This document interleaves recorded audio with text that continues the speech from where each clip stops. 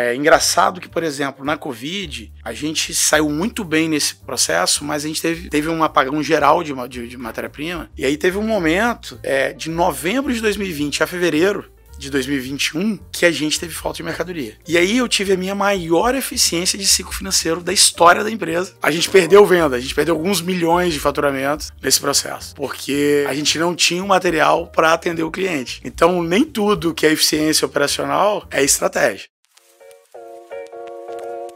Esse episódio é um oferecimento de V3 Capital e EMEG. Tá começando mais um episódio de O Gestor, o seu podcast quando o assunto é gestão prática. Nós trazemos aqui os melhores gestores capixabas e nacionais para uma conversa aprofundada sobre as melhores práticas de gestão para que você consiga traduzir isso para o seu negócio e, consequentemente, destravar todo o potencial de crescimento da sua empresa. Meu nome é Bruno Rigamonte. Eu sou Gabriel Feitosa, um entusiasta das boas práticas de gestão, do empreendedorismo capixaba, e hoje o gestor convidado é Jorge Dalpiero. Ele que é administrador, especialista em gestão de negócios pela FDV, formado no programa de conselheiro da Fundação Dom Cabral, CEO da Civit desde 2016 e atua também como conselheiro da empresa. Desde o início da sua gestão, multiplicou o resultado da empresa em 13 vezes. A Civit, que é uma indústria da construção civil com atuação nacional, tem hoje 300 colaboradores diretos e até 2030 pretende alcançar um faturamento de 1 bilhão. Jorge, muito obrigado pela sua presença, por ter aceitado o nosso convite. Seja bem-vindo ao Gestor. Obrigado vocês pelo convite. Obrigado aí ao pessoal que vai assistir. Com certeza, pelo menos a equipe da Civit vai assistir isso aí. Então, pelo menos alguma audiência a gente já tem. Entendeu? Mas eu espero colaborar aí nesse bate-papo aí. Cara, obrigado. Fala um pouquinho do core business da Civit. Conta um pouquinho a história pra gente. Gabriel, geralmente quando me faz essa pergunta, ela pode ter termos técnicos mais complexos. E aí eu tento resumir de uma forma bem simples como que a Civit se comporta. Basicamente, imagina uma Nike, ok? A Nike, ela não tem uma fábrica no mundo inteiro, entendeu? Mas todos os produtos dela são fabricados com a marca Nike, com o projeto da Nike, com o desenvolvimento da Nike. Uhum. A Civit faz a mesma coisa na construção civil, entendeu? Produtos hidráulicos, produtos na linha de aços e entre outros, né, que a gente desenvolve o projeto, muitas vezes pluga isso numa produção terceirizada na China ou no próprio Brasil, e aí o produto, depois de todo desenvolvido com nossa inteligência, ele é comercializado, ele pronto, ele chega até o nosso depósito e é distribuído e comercializado em distribuidores de material de construção e lojistas de material de construção que fazem a ponte até o consumidor final. Perfeito. Entendeu? Mas eu já visitei a Civit há algum tempo atrás e na época você também beneficiava os produtos lá, né? Tem certo tipo de beneficiamento próprio também. Sim. Isso foi o que trouxe, a história que eu contei foi o que trouxe a Civit até aqui. Entendeu? Os próximos passos da Civit, eles estão muito linkados a trazer esse desenvolvimento de produto, a essa fabricação de produto de forma nacional. Isso muito motivado por episódios como o Covid. Cara, quando você para pensar na Covid, a China entrou em lockdown. Né? Quando a China saiu do lockdown, a gente estava entrando. Então foi uma janela aí de 120 a 180 dias de paralisação. E aí você bota um risco no negócio alto nisso. Então eu já vinha com um processo, já vinha estudando isso com muita frequência, porque me incomodava essa questão de tipo assim, China, entendeu? Eu chamo lá na empresa de China mais um, entendeu? No nosso planejamento estratégico. E aí a gente só acelerou isso. Inclusive, não sei se a gente vai bater mais papo sobre isso, tá no nosso projeto o início de uma planta industrial aqui no Espírito Santo. Muito bacana. Bacana. Esse aspecto da produção na China, aí já entrando um pouco mais na característica da operação sua, ela exige, né, pelo menos eu imagino que ela exige, um ciclo operacional, né, um ciclo financeiro de desembolso, de você comprar hoje o material, esse material ser produzido, embarcado, enfrentar todas, inclusive nos últimos anos, todas as dificuldades logísticas possíveis, chegar aqui, você fazer uma conferência de estoque, etc., vender o produto e receber lá na frente, né? Assim, tecnicamente, se você for olhar para isso, tem um ciclo aí muito longo, né? Como que você trabalha, e isso pode ser, de certa forma, avaliado como um risco ou como um dificultador para o negócio. Como que você trabalha essa característica, né, desse ciclo operacional mais alongado? Então, quando a gente fala de ciclo operacional, 3 fatores impactam ele. Média de recebimento junto ao cliente, estoque e média de pagamento do seu fornecedor. Ok? Essa tríade aí vai te dar ali o seu ciclo operacional, o seu ciclo financeiro e tudo mais. Existem setores que têm uma complexidade muito maior em uma dessas pontas e uma menor em outras. Falando da Civit, basicamente, por exemplo, vou começar do mais fácil. Quando você olha o pagamento de cliente, ok? Pagamento de cliente, quem impõe não é você, é o mercado. Então, se eu chegar bem assim, pô, meu mercado geralmente você dá 60 dias médio para pagar o cliente, não adianta eu falar bem aqui que eu quero receber à vista, que era o ideal para o meu negócio, entendeu? Que eu não vou receber, entendeu? A não ser que eu dê desconto. Eu hoje, meu prazo médio de pagamento do cliente é 60 dias. Então, prazo médio de recebimento do cliente é mais ou menos esse. Então, se eu for querer receber antecipadamente, eu dou desconto, mas não é todo cliente que está capitalizado para isso. Assim como tem casos de clientes que precisam de um oxigênio a mais, entendeu? Então, de um prazo até maior. Um prazo até maior. Então, você tem que estar preparado para fornecer isso, porque senão você não consegue também crescer nesse processo. Um outro fator é o estoque. Estou indo pela ordem de dificuldade, tá? O estoque é inerente do nosso negócio. Eu poderia ter uma eficiência de estocagem maior. Inclusive, esse ano a gente está forte nesse processo de melhorar essa eficiência, essa qualidade, para tentar ganhar ganhos operacionais que talvez não são enxergados ali pela empresa no primeiro momento. Mas existe um risco aí. A empresa cresce, praticamente dobra o faturamento ano contra ano. Okay? São crescimentos acima de 50%, 60%.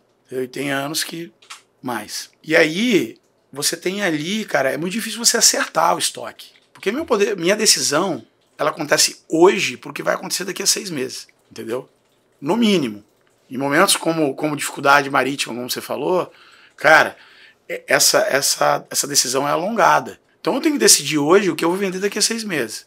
Pô, mas daqui a 6 meses, cliente tal entrou na base, então eu tenho que cumprir o máximo possível o planejamento de venda. Então o orçamento pra gente é uma lei, lei marcial lá na empresa, entendeu? Tem que cumprir, porque senão você não consegue se planejar. Mas mesmo assim você tem que ter uma variação. Então, para o meu negócio, quando a gente espreme demais o estoque, é um risco, na minha visão, de desabastecimento. De perder venda, né? De perder venda. É engraçado que, por exemplo, na Covid, a gente saiu muito bem nesse processo, mas a gente teve um apagão geral de matéria-prima. E aí teve um momento que, de novembro de 2020 a fevereiro de 2021, que a gente teve falta de mercadoria. E aí eu tive a minha maior eficiência de ciclo financeiro da história da empresa. E aí quando você vai mostrar os números, eu falo, cara, foi eficiência, mas não foi estratégico. Entendeu? A gente perdeu venda, a gente perdeu alguns milhões de faturamentos nesse processo. Entendeu? Porque a gente não tinha o material para atender o cliente. Então nem tudo que é eficiência operacional é estratégia. Cara, eu queria pegar um gancho disso aí que você está falando, e aí, eventualmente, a gente pode voltar nessa questão de ciclo operacional, mas uma coisa que me chama a atenção, por exemplo, em estoque, quando a gente tem um estoque muito grande, isso é um dinheiro parado, né? E para quem te conhece, para quem conhece um pouco da cultura da empresa também, acho que tem um pouco dessa percepção, e exatamente linkado a isso que você está falando, de que é preciso ter eficiência operacional, é preciso ter uma cultura de austeridade. E aí tem até um autor que fala muito sobre isso, né, que é o Bob Pfeiffer, no livro Dobre Seus Lucros, enfim. E como é que você de fato consegue trazer isso? Ou seja, um equilíbrio entre a eficiência operacional, o corte de custos, e ao mesmo tempo conseguir ter um controle ali sobre essas questões que de fato vão estar atreladas à estratégia do negócio. Ou seja, de não ter o desabastecimento, de conseguir fazer essa venda, de controlar o orçamento da mesma forma. Como é que é esse balanço hoje para você, dentro do que já está enraizado na cultura, ao lidar com o dinheiro do negócio? Então, eu acho que isso parte muito da liderança, é um processo muito top-down, ok? E eu tenho como cultura o seguinte, você falou aí de quem me conhece, sabe como que eu sou austero nos custos, e bicho, controlar vírgula, e realmente, mas existe uma coisa que para mim é mais soberana do que o custo, que é a estratégia. Existe um ditado que, tipo assim, a cultura come a estratégia no café da manhã, beleza? Lá na empresa eu tenho que almoçar. Então, eu volto, vem assim, ó, então não vai servir o café da manhã, não. Porque, cara, a estratégia ela tem que prevalecer. Não é um processo fácil. Não é um processo fácil. Porque é um processo de muito controle. E aí, numa empresa que você quer gerar, principalmente o processo que a gente tá fazendo, de trazer talentos, trazer gente boa, cara, você tem que gerar a tal da autonomia. Entendeu? Mas é uma autonomia a qual a estratégia não é engolida, entendeu? No café da manhã. Entendeu? Tem que sobrar para o almoço, tem que sobrar para a janta. Então, existe uma coisa que, na minha visão, ela se sobrepõe à austeridade em custos, que é a estratégia. Mas eu vou te afirmar que eu não cometo erros, de vez em quando eu cometo. Tipo assim, você tá ali no meio do processo, cara, aí você vai, cara, mas peraí, você não tá pensando na estratégia. Principalmente aquela estratégia que ela não é muito clara em número, cara. Você sempre tem uma estratégia. Bicho, melhorar a experiência do cliente. Cara, quantifica isso. Porque qualquer justificativa para gasto pode ser balizada em melhorar a experiência do cliente. Mas não é não. Porque, tipo assim, se você falar da sua estratégia, minha estratégia é faturar tanto, tem um número. Qualquer coisa que você sai dali é tranquilo. Mas pega aquelas estratégias que elas não estão claras com números, ou que ela não está nem tão clara para você, que você sabe que é uma estratégia, é algo forte da empresa, mas ela não está tão enraizada ali no processo. O terceiro ponto eu queria responder também, que era aquela questão de pagamento. Do pagamento, que eu acho que é relevante aqui no processo. Sim. Não sei se eu respondi a sua pergunta. Respondeu, sim. Não, beleza. Mas eu já estava prevendo que você ia voltar no prazo médio de pagamento. Porque essa questão eu acho que é muito sensível. Sim. E ela, cara, eu diria que é o seguinte, a Civit ela é um case nisso daí, entendeu? Pelo menos é o que eu ouço dos conselheiros, das pessoas que estão no nosso dia a dia de fora, que observam, a obsessão ali pelo pagamento. Por quê? Com o chinês é muito difícil. Sem dúvida. É muito complicado, você tem que pagar antecipado. E aí como que você faz esse processo? Pô, se você pegar no total das minhas despesas de desembolso, uns 70%, 80% delas vem de origem chinesa. E aí, ok, como que você minimiza? Porque meu ciclo financeiro está longe de ser o que eu quero. Ok? Mas está lá na estratégia da empresa ser uma empresa de ciclo financeiro negativo. Aí vai virar case mesmo, nós vamos ter que total. dissecar tipo toda essa estratégia. Eu tenho um conselheiro lá que, tipo assim, o cara me ajuda nesse trabalho, o cara é especialista em estratégia. O Rodrigo até comentou dele, que pra mim o cara é fora de série, o cara é foda. Que é o Vansan. Eu brinco que ele é o brasileiro, é o belga mais brasileiro que existe, porque o cara é belga, mas, bicho, é brasileiro retado, entendeu? Você nem vê sotaque. Despachado, né? Aí ele fala bem assim, né?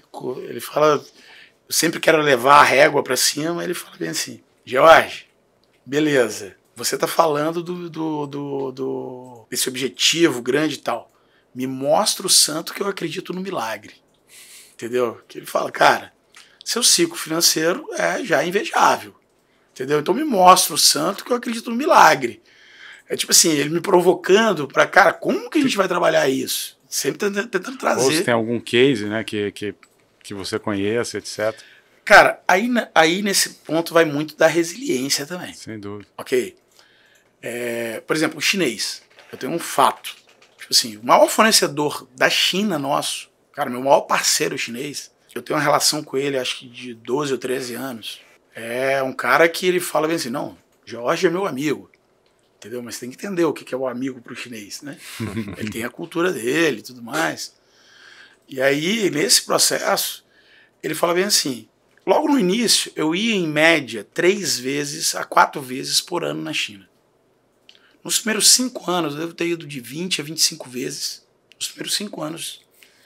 E esse cara foi um fornecedor de uma relação, não foi meu primeiro fornecedor, mas foi tipo assim, lá pelo 3º ano de trabalho na China, desenvolvimento de produto na China, ele começou, então, vamos dizer, ele começou lá depois de 3 anos e até hoje com a gente. E aí, desde a primeira negociação que eu tenho com ele, eu falo bem assim, eu preciso de prazo de pagamento.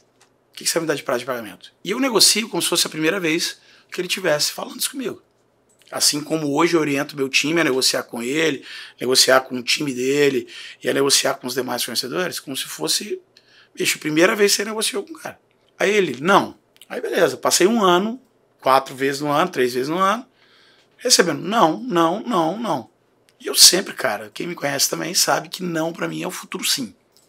Só tem que repensar como eu vou conseguir esse sim seu, mas eu vou dar um jeito de conseguir esse sim seu. E aí, beleza. Quando chegou lá pro 4º ano de relação, mais ou menos, ele falou, puta que pariu.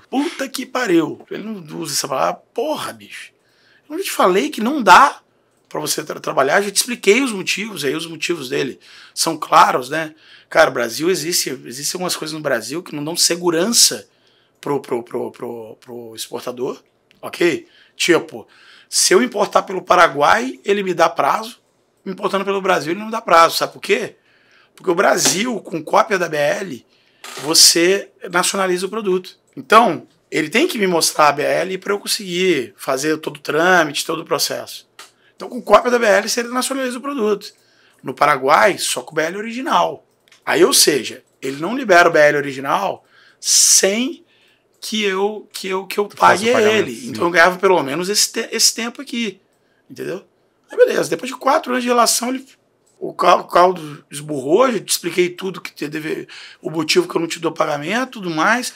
E, cara, eu não quero mais ouvir sobre isso, beleza? Aí eu falei, cara, beleza dessa viagem. Na próxima...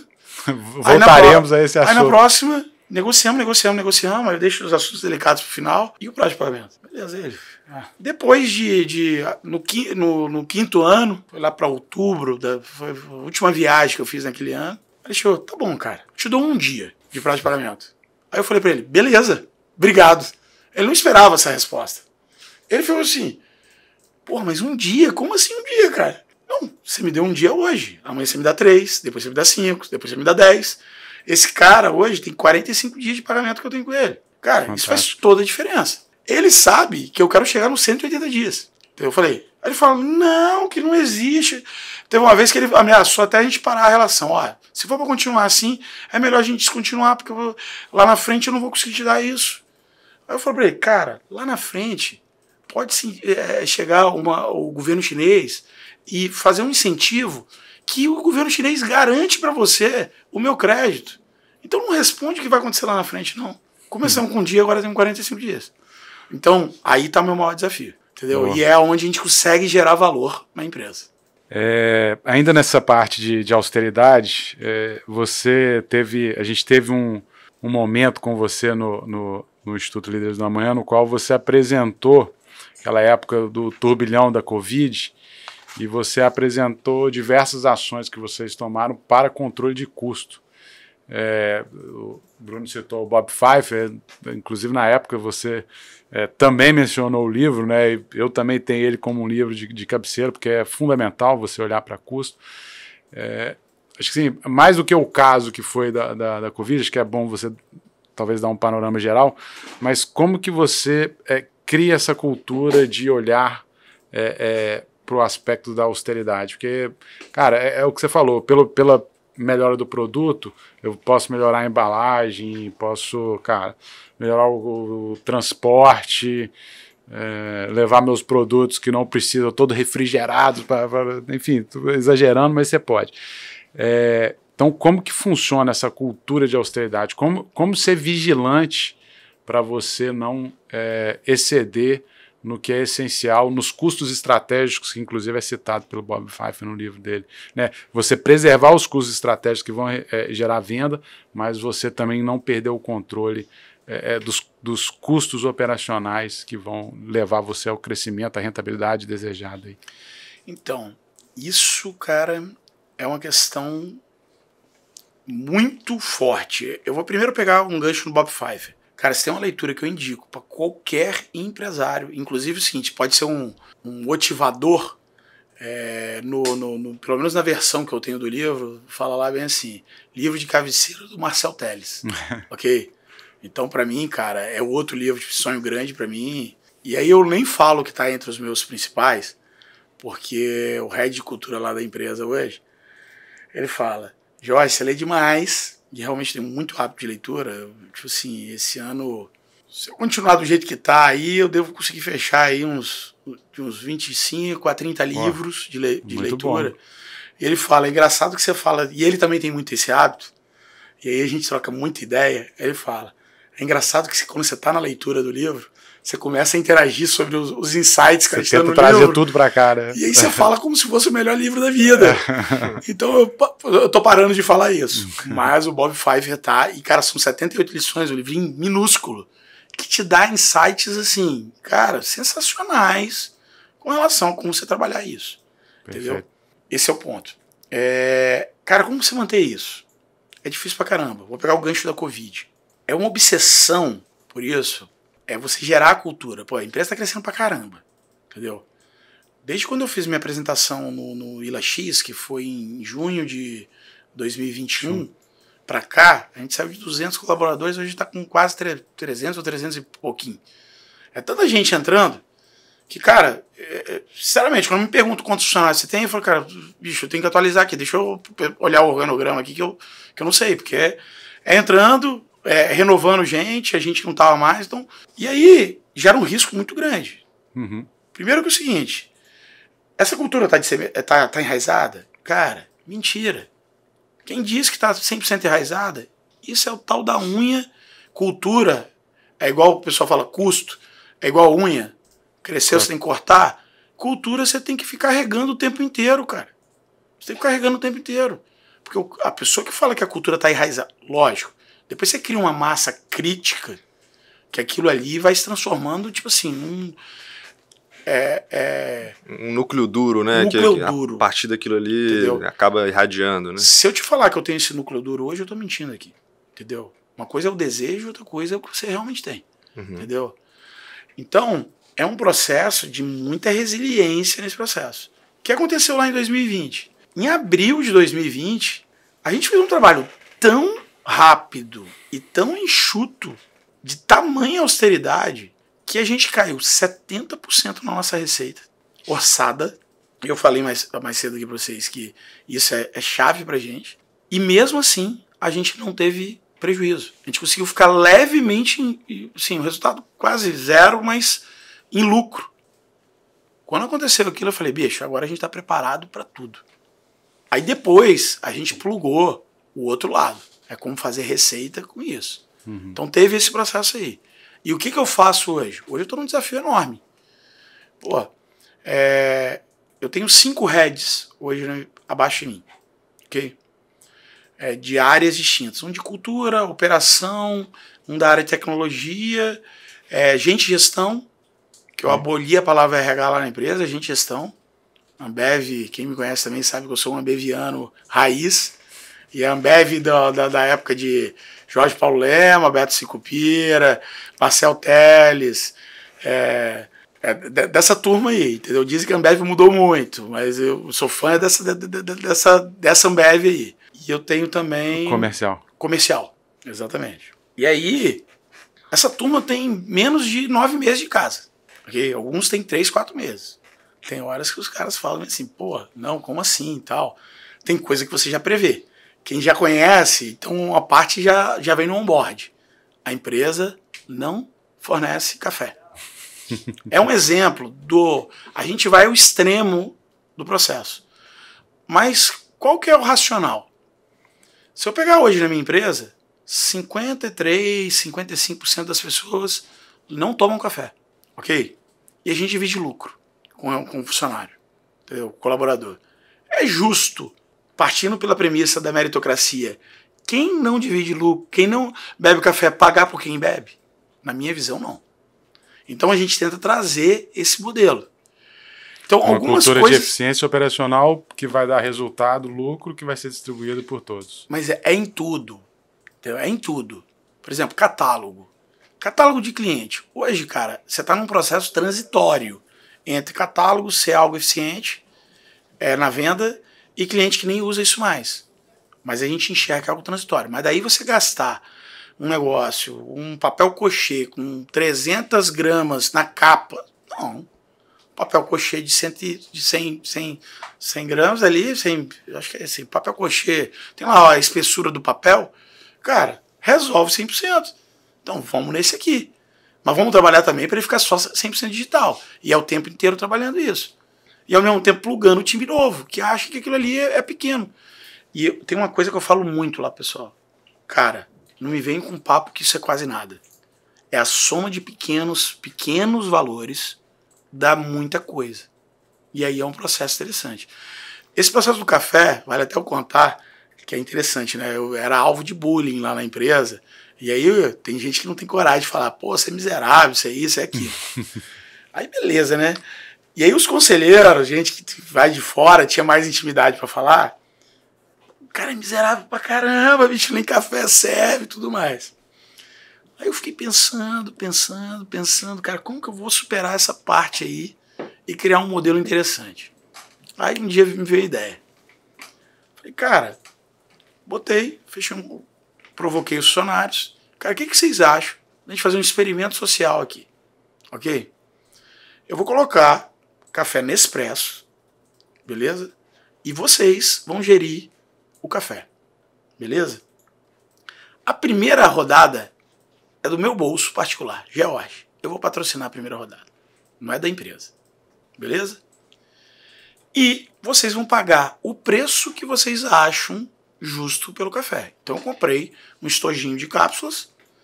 O preço que vocês acharem justo, se vocês acharem que é um absurdo vocês pagarem o café na empresa, vocês não precisam pagar nada. Ok? Mas entendo que isso é uma empresa. Isso precisa dar lucro. Ok? Precisa pelo menos empatar. Porque se não der lucro, vai chegar uma hora de repor as cápsulas, não vai ter dinheiro. Beleza? Todo mundo topou, tem até CEO do café hoje. É sério. Tem até CEO do café. E aí, copiando Líderes da Manhã da Vida, né, tem mandatos. E aí ele tem que deixar um legado. O próximo que entrar como CEO tem que pegar e entregar algo superior. E aí eu comecei a provocar eles. E aí eu fudi o conselho. Sabe por quê? A gente criou uma metodologia de colaborador, cota ouro do café. E aí o cara tem a cota ouro lá R$500, aí tem a cota prata 400, tem a cota prata 300, né? Aí eu cheguei, preparem para a reunião de conselho, e aí a gente vai tentar captar cotas aqui. Mas o conselho vai uma vez por mês lá, cara. Ele pode entupir de café, que ele não vai conseguir consumir R$500 em um ano, que é anual. Hoje, a gente tem um superávit lá e um puta de um caixa, entendeu? Tudo nesse processo. E a ideia é gerar agora um freezer de cerveja para turma, um freezer de momentos de happy hour, gerar, mas tudo no mesmo conceito. Então eu falo o seguinte, cara, você tem que, trabalhar a criatividade nesse processo. E não querendo me alongar, já estou me alongando um pouco, tem mais um negócio que é muito interessante. Eu tenho um caderninho para tudo, ideias e tudo mais, mas especial para custo. E custo não é só corte de despesa. É também fontes de receita que talvez você não enxerga. E quem vende produto, às vezes não enxerga a servitização. Ok? Que ela é uma prática que, ela tá cada dia que passa acontecendo mais, entendeu? Eu vi um tempo atrás aí que o pessoal de pneu, a empresa de produtor de pneu, está estudando uma forma de alugar o pneu para você e não vender mais. Ele aumenta a performance, porque você tem que seguir lá os padrões dele, aumenta a lucratividade dele e você paga mais barato. Olha que doideira. E aí eu faço um caderno de ideias, entendeu? Que eu tenho comigo, E eu coloco ali as ideias mais absurdas que existem de fonte de receita ou de corte de custo. Ou ideias do que eu fiz no passado e que deu muito certo. Ok? E nunca pago essas ideias. Entendeu? Então toda vez que eu quero promover uma rodada de corte geral, eu vou lá, revisito aquele materialzinho, entendeu? E é impressionante como tem ideias hoje, que eu boto a data, que antigamente não eram aplicáveis, que hoje são aplicáveis, e aí você vai gerando aquele ciclo, e aí você consegue manter aquela austeridade, assim, potência máxima. Austeridade da empresa é potência máxima.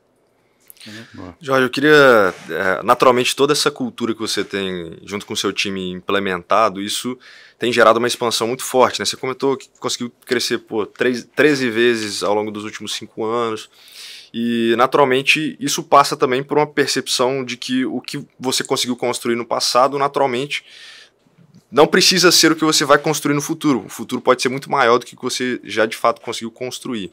O que você tem pensado, por exemplo, em relação ao time e as práticas que você tem conseguido implementar em conjunto com o seu time para que esse time consiga sonhar em conjunto com você e com a equipe de gestão de modo geral? E qual que de fato é o sonho grande da Civit que você tem avaliado e tem projetado para esse futuro? Então, né? O sonho da Civit, ela não está lastreado a 1 bi de faturamento, ok? Em 2030. Isso é o financeiro. É coisa resultado, né? Que é tipo assim, você tem que ancorar o sonho em algum resultado para você conseguir mensurar, ok?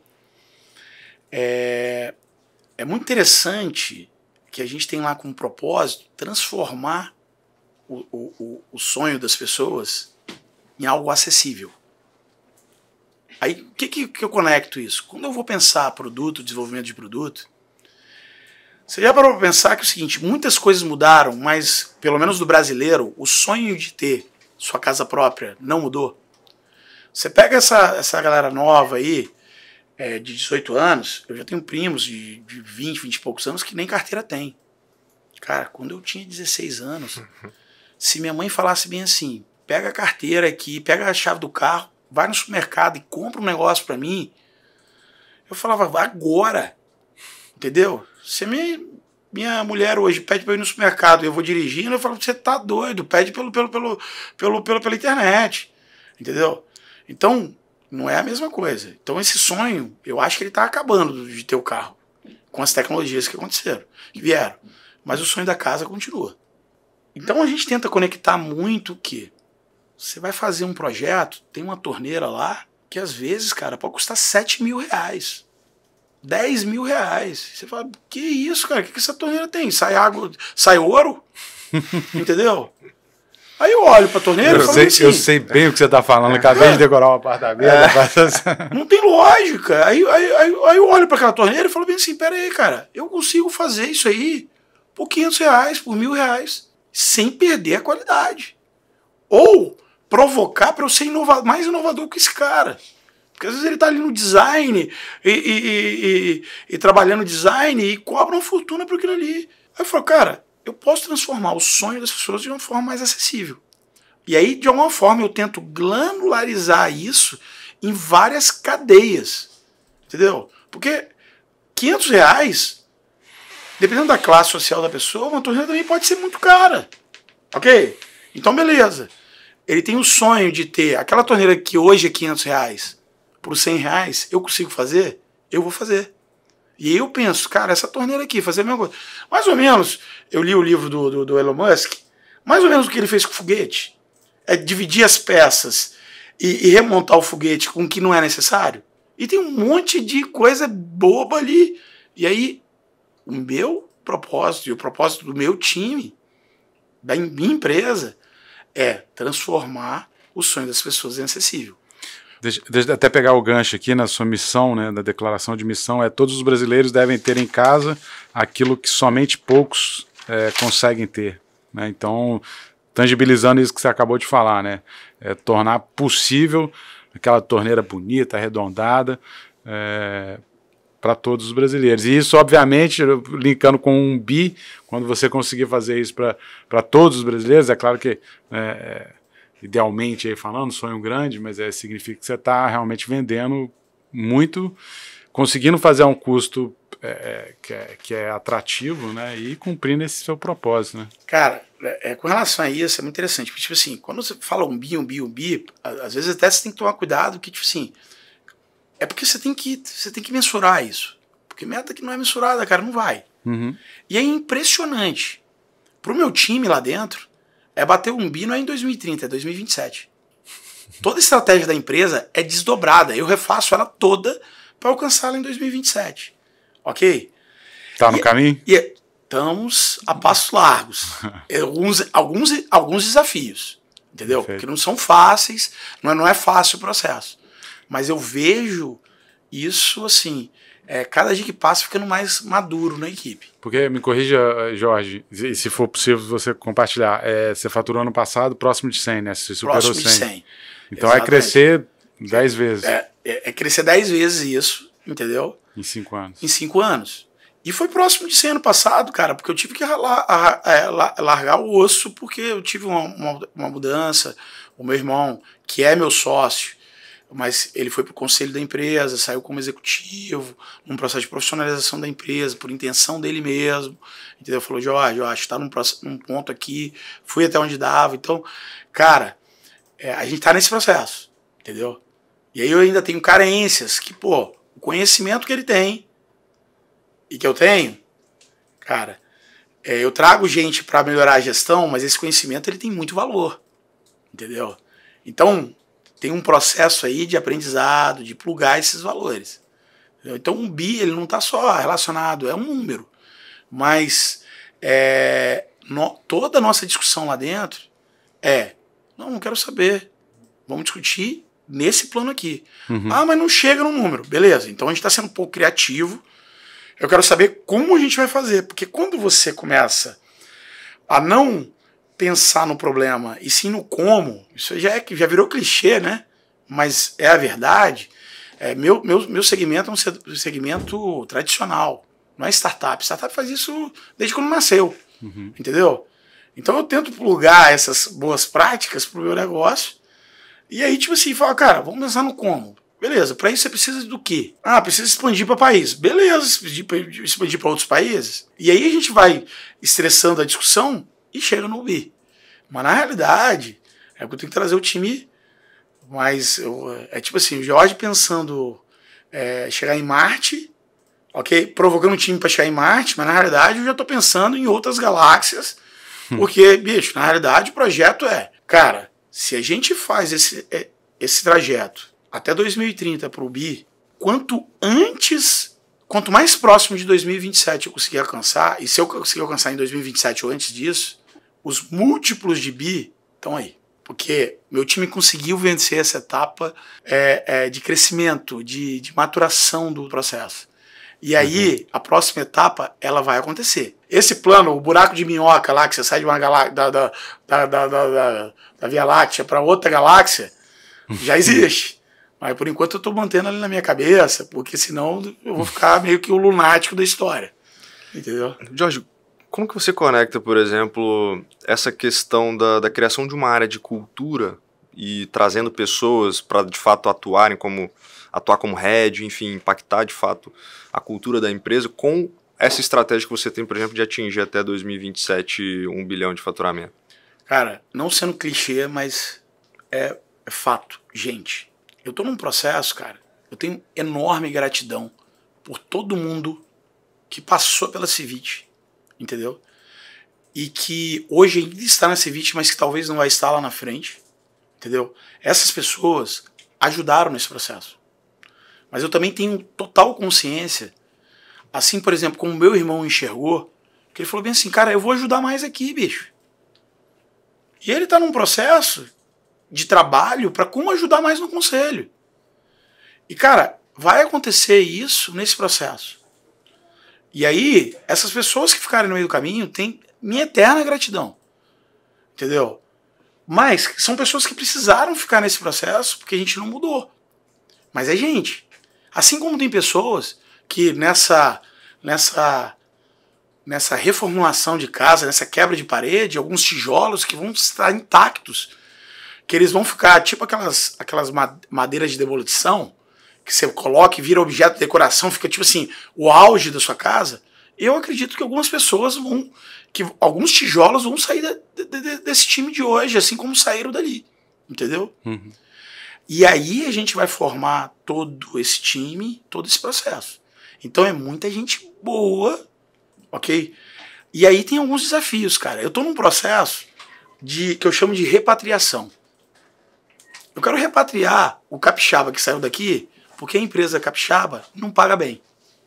Entendeu? Ou paga salário, às vezes é menor do que o cara de São Paulo. Aí ele tá lá em São Paulo, que tá doido para voltar pro Espírito Santo, tá doido para voltar para Vitória, ou ele vem aqui uma vez por mês, morrendo de saudade, não pegar, você gastar 5 minutos da casa dele, da empresa que nem Enseada do Soar, que é o escritório administrativo da empresa, a sede administrativa até a Praia do Canto, que é a casa dele, 5 minutos. Entendeu? E aí ele tá morrendo de vontade de voltar para cá, mas que bicho. Às vezes, não tô falando todas as empresas, pelo amor de Deus, o empresário lá do capixaba não se sente ofendido nisso aí, mas, cara, não paga o passe dele. Eu tô num processo, cara, de trazer essa turma de volta. E a gente tem visto um movimento disso, né, de... Naturalmente, investimento aqui no Espírito Santo, né? Acho que o Gabriel, pela atuação que ele já teve também de atração de novos investimentos aqui para o Estado, consegue dizer muito sobre isso.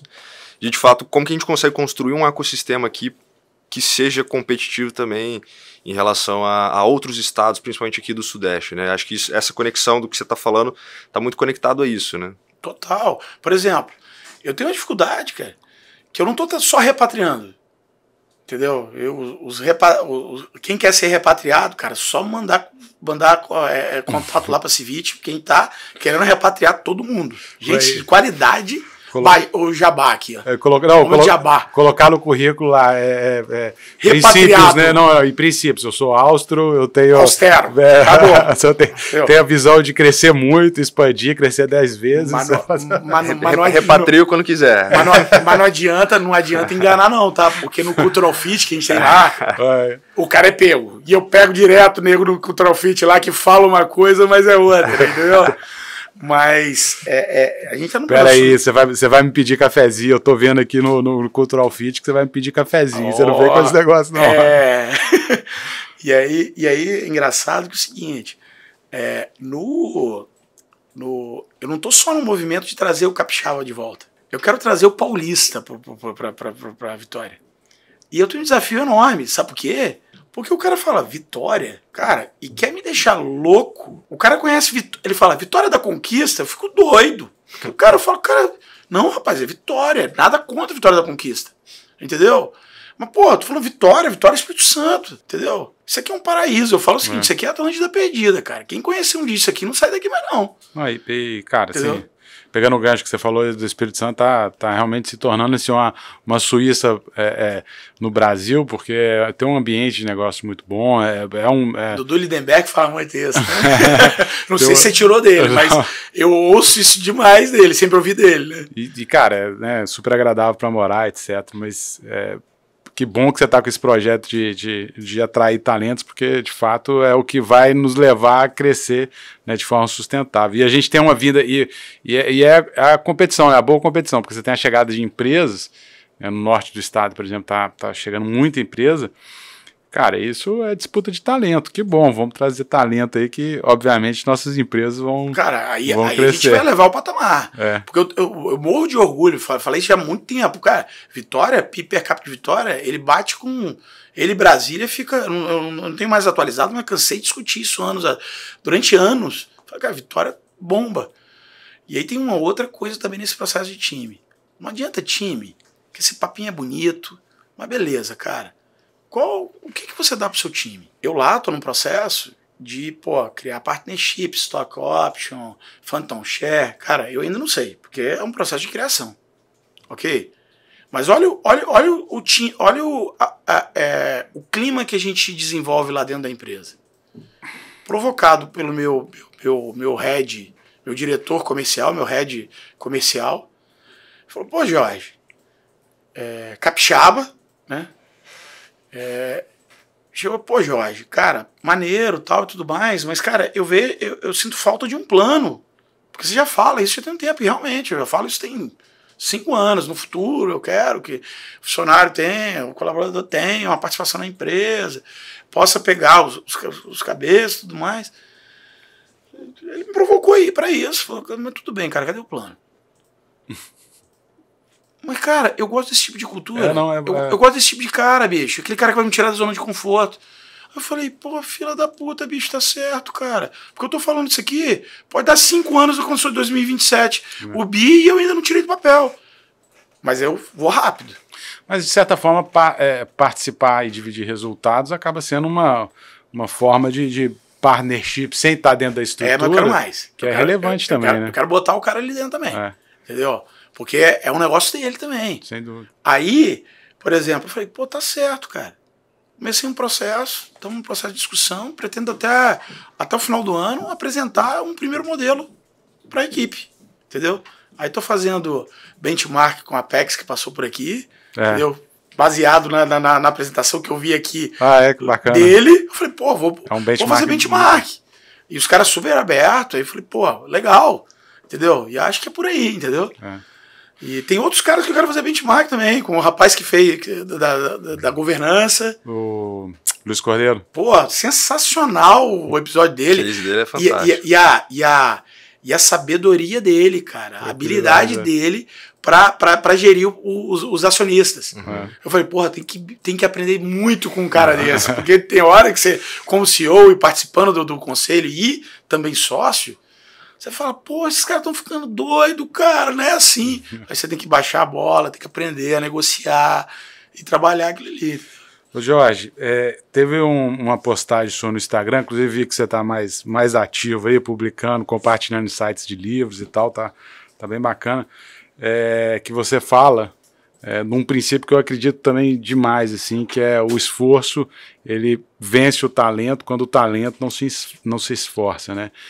Eu acho que a disciplina de você fazer ali, todo dia um pouco, né, melhorar aquele 1% todo dia, fazer um pouco a mais, ele tem um poder monstruoso, né? Assim, até para mal comparar, talvez o Cristiano Ronaldo, não sou muito bom de futebol, não, exemplo sensacional. Mas Cristiano Ronaldo e Messi, né? Um é talentoso, o outro é disciplinado. Olha os resultados, você pode questionar quem joga mais, não sei o quê. Cara, eu olho o princípio do resultado. Quem tem mais título, quem mudou de clube e impulsionou o clube, etc. Então, assim, a disciplina, ela traz muito resultado, né? E aí depois você ainda dá uma pitada de George, que é que a obsessão vence ambos, né? O que assim, explica nas suas palavras o que você quer dizer com isso. Primeiro eu vou fazer um jabá também, né? Do Instagram. Cara, quem me conhece sabe que eu sempre fui meio avesso à rede social. Porque eu acho que, tipo assim, cara, é um negócio que você fica perdendo horas ali. Tem que tomar cuidado. E tem o poder de te viciar no negócio. Sem dúvida. E aí, eu fui obrigado a criar, entendeu? Pelo conselho. Falou, cara, olha só, você é a cara da empresa. A gente quer trazer grandes executivos, eles vão olhar para você, cara. Eles vão olhar pro líder da empresa. E aí foi na livre, espontânea pressão. Mas eu tô gostando. Tá sendo um negócio legal. Uma das minhas regras é o seguinte, cara, eu não vou ficar postando nada contra quem poste, e eu tenho tem muita gente que vive disso, ok? Mas eu não vou ficar postando um prato que eu tô comendo, cara, não vai rolar comigo, entendeu? E aí é o seguinte, eu também, assim como eu não tenho obrigação, na minha visão, de manter ali, não tô atrás de seguidores, ok? Tô atrás de qualidade do que eu posto. Ok? Então, se deu algum insight, eu vou lá e posto. Você pode ver que às vezes eu posso ficar 15 dias sem postar nada, e às vezes numa semana eu posto 3 coisas assim, porque pra mim, cara, isso aqui gera valor, eu acho que vale compartilhar. A trilha da mentalidade do fundador eu tava acompanhando lá, cara. Entendeu? E, cara, eu tô até falhando, porque tem muito livro que eu quero colocar. Em 30 livros, bicho, tem muita coisa pra você compartilhar. Tem muito livro que eu quero colocar, e aí eu acabei não colocando, porque a gente criou o Clube do Livro lá na empresa e eu não gosto de provocar... Dar spoiler. Dar spoiler ou facilitar o entendimento dele, entendeu? Então, os últimos livros eu quero que passe pelo Clube do Livro, aí eu evito de colocar ali, entendeu? Mas eu vou tem uns livros interessantes para eu colocar nesse processo. Mas, só recapitulando a frase completa que eu mudei, eu botei lá bem assim. O esforço vence o talento quando o talento não se esforça, mas a obsessão vence ambos. E, cara, quão obcecado você é?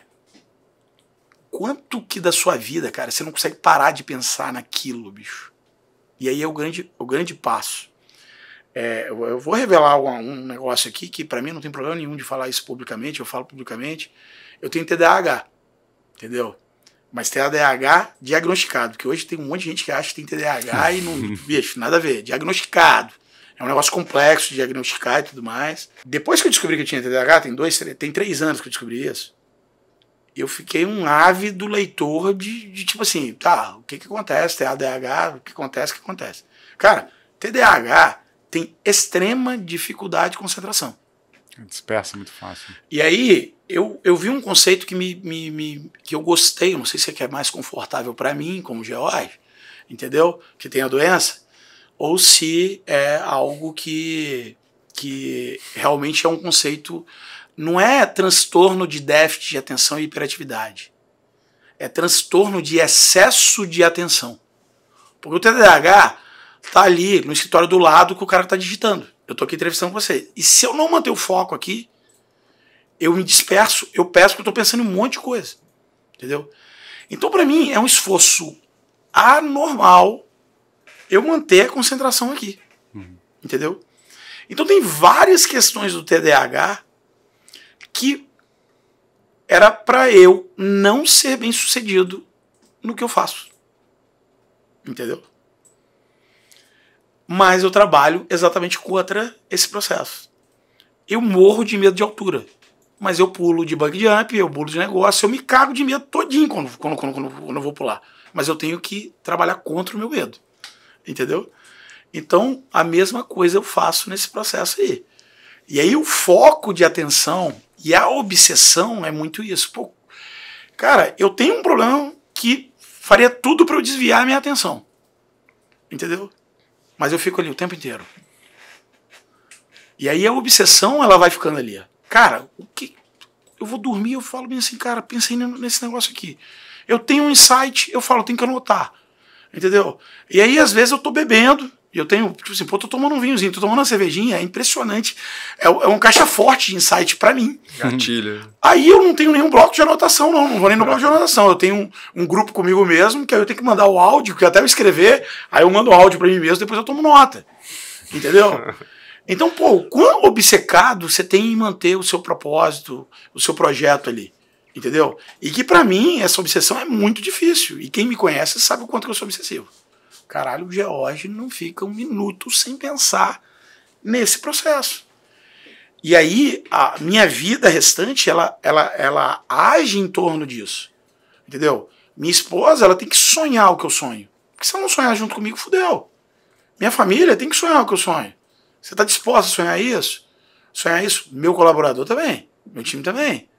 Entendeu? E eu trabalho o ecossistema para estar todo envolvido nessa obsessão. Mas para mim, a obsessão é isso. Não sei se eu expandi demais. Não, ótimo. Mas eu acho que você me permite um comparativo, de certa forma, sua obsessão te levou a conseguir 45 dias de pagamento para um fornecedor chinês, cara. Que isso, exatamente, de certa forma, tirando, não sei se Vale, alguma coisa, consegue algo nesse sentido, mas é um feito incrível, né? Que é uma cultura dificílima de negociar.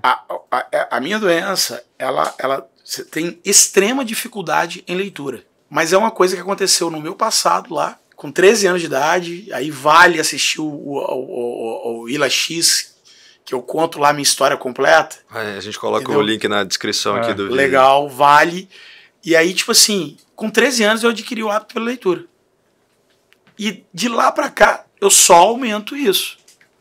Entendeu? Por isso que eu consigo ler 30 livros no ano. Porque senão eu não conseguiria, cara. Por quê? Um TDAH não consegue ler 10 páginas de livro, porque ele já tá pensando em outra coisa, já desviou, já olhou pelo Instagram, pelo WhatsApp, e o livro me acalma. Olha que coisa engraçada, né? Quando a obsessão for por ter um filho, você vai ver que isso daí vai diminuir esse seu tempo de leitura. Vai ser um pouco mais desafiador. Beleza. Então eu tenho que dar esse sprint o mais rápido. Já pra todo... Tem que aumentar a meta aí pra 40.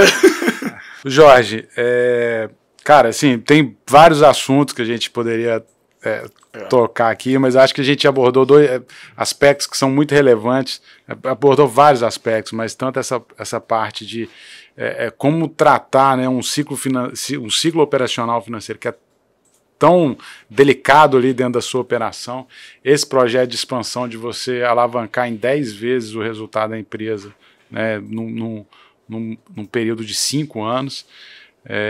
Todo esse trabalho vem acompanhando, e eu vejo, você falou das suas lideranças, por exemplo, né?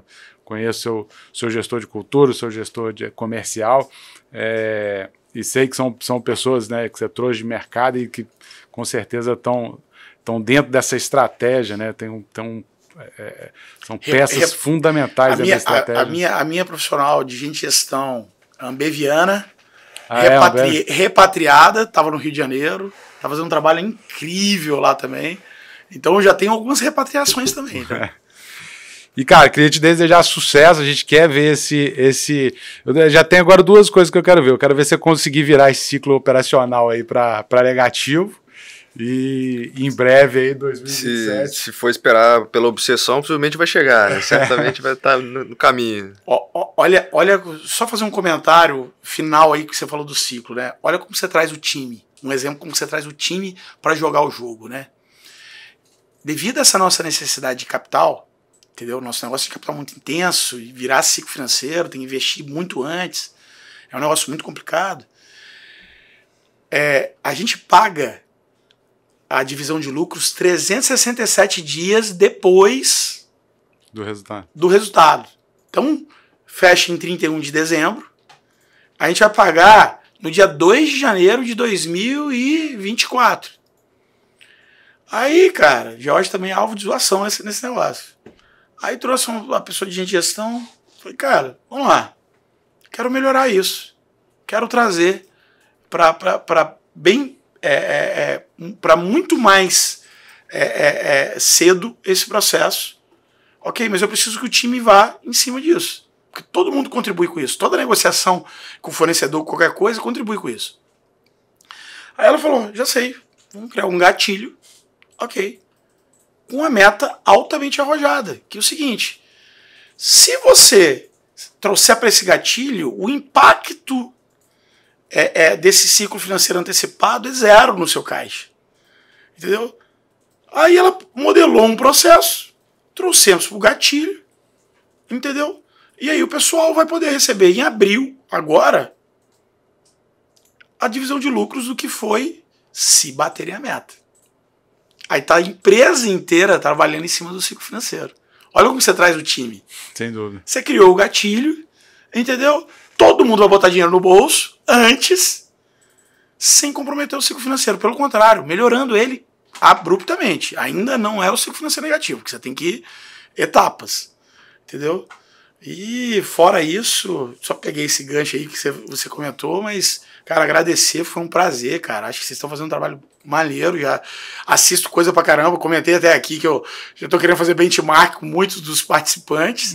Boa. E, cara, prazer estar aqui e tomara que a gente volte aqui pra falar do Umbi antes de 2027, quem sabe? Boa. Assim será, meu cara, muito obrigado, a gente de fato vai ficando por aqui. Valeu, pessoal, um abraço e até a próxima. Um abraço. Um abraço, pessoal. E quem quiser ser repatriado, segue esse vídeo aí.